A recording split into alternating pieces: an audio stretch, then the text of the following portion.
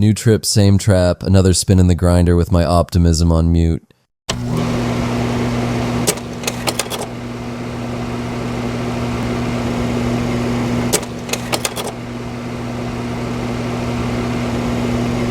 Welcome to Rome, the eternal city.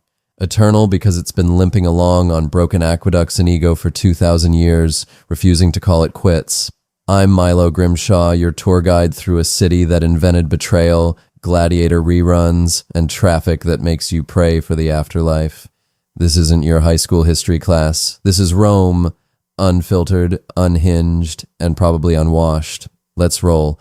First up, the Colosseum, Rome's answer to what if we made UFC but with zero rules and worse dental plans. Emperor Vespasian built this death bowl with war cash and slave labor thinking, let's give the people bread, circuses, and a front row seat to 400,000 humans getting shredded. Lions, tigers, random dudes who forgot to pay taxes, all turned into confetti for 80,000 cheering Romans. Thumbs up, you're a hero. Thumbs down, you're lunch. They even flooded it for fake naval battles. Imagine sinking in a kiddie pool while a guy in the cheap seats yells, row faster, loser. Now it's a tourist magnet. 20 euros to shuffle through ruins, dodge influencers, and watch feral cats plot your demise. Those cats, direct descendants of the lions, I swear. They're just here for the leftovers, like your overpriced panini.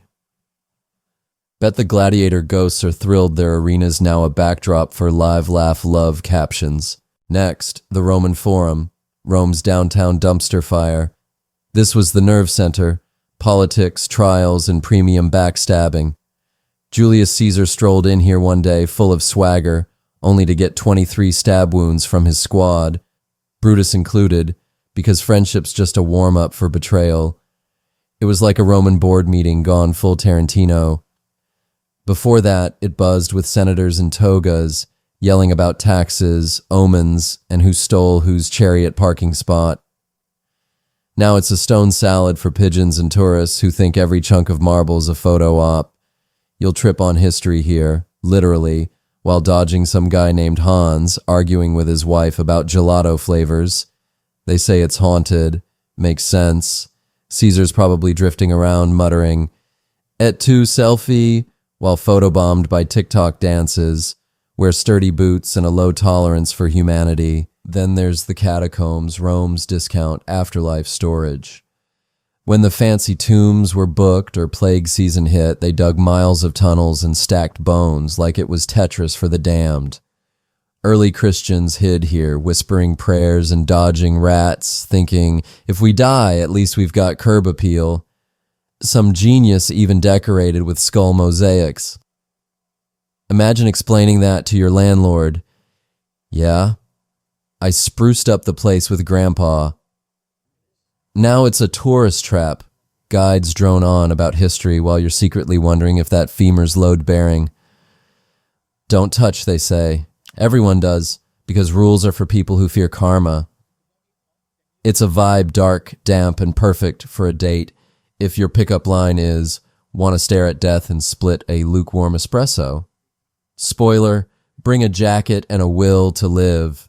Don't sleep on the Tiber River, Rome's watery spine and unofficial landfill.